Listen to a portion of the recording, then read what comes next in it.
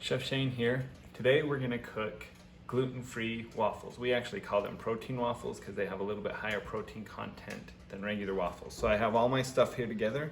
We're gonna go ahead and measure out. I'm gonna start with 1 cup of almond flour. And I like to spoon the flour in. This way I get a consistent measurement every time I measure. I'll get that here. Using a flat edge, we'll level it off.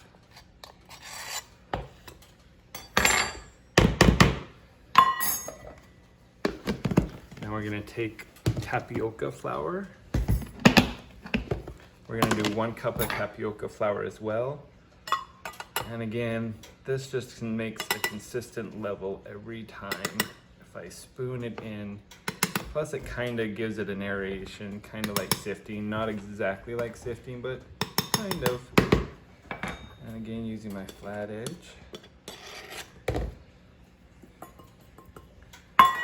And we're gonna get some coconut flour. We're gonna do 2 tablespoons of coconut flour.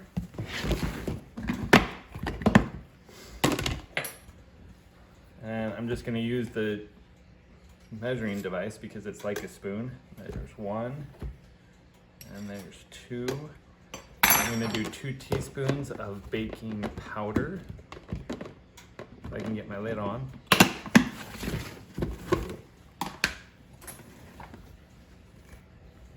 Again, just scoop and put in there.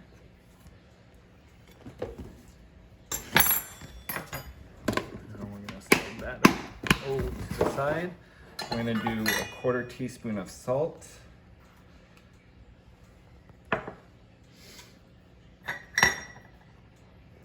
Do that again, I bumped it. Oh, come on. Okay, 1/4 teaspoon of salt. Gonna get my hot water running for a minute. I'm gonna add a teaspoon of apple cider vinegar.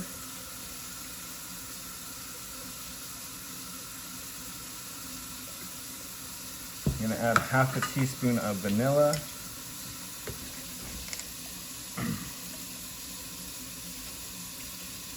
Put a little extra in there. All my students are gonna be saying, you're not supposed to be measuring over your bowl. And that's true, because as you saw, I just got more vanilla in my mix, but that's gonna be okay. I need a cup of almond milk. I'm actually going to use powdered milk because I have a lot of it. So I'm just gonna measure out a cup of water, and then I'm gonna go get the powdered mix, and I'm gonna add 3 tablespoons of powdered milk to my mixture to do my milk. I'm gonna show you how to do buoyancy right now. So there's my 1 cup of water. I need 1/4 cup of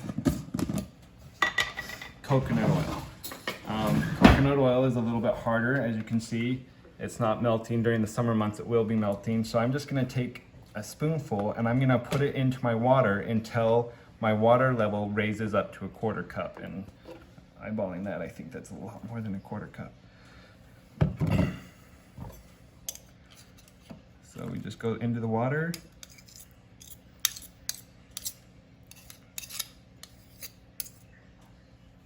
And I need a little bit more, it looks like.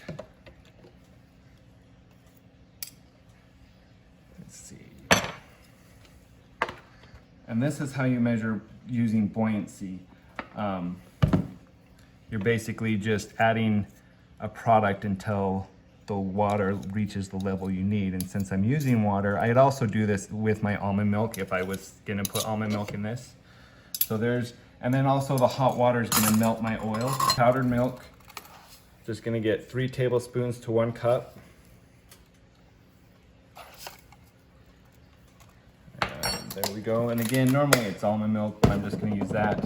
And then I'm gonna go ahead and go in with my water.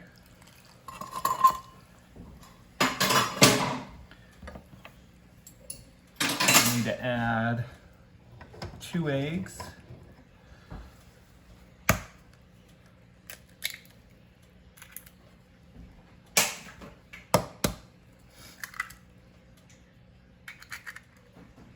Now using a whisk, I'm just gonna mix this all together.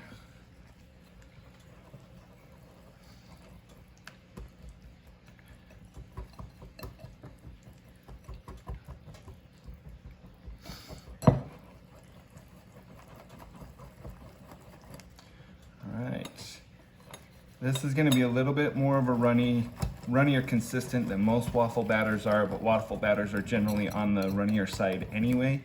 This particular one is just more so. That's okay. And then I have my iron heated up. I like to measure it in a 1/3 cup. That works for my iron. You may need to change the measurements for your iron. That's something that you have to know your equipment that you're using. So I'm just going to take my 1/3 cup and right in.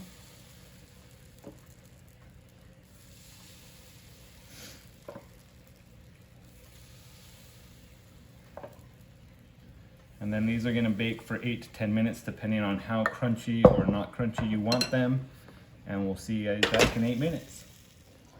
After 8 minutes, go ahead and just open them up and then carefully take them out so you don't burn. Now the cool thing is with waffles, we let them cool down. Once they cool down, we'll put them in a baggie. And then once they're in the baggie, we can refrigerate them or freeze them. And then I'll show you how to heat them up. Let me get some that I had left over and we'll get to heating them up in the waffle iron. And then go ahead and pull out the waffles from inside and you just put them right back in the waffle iron and close that just to heat them up.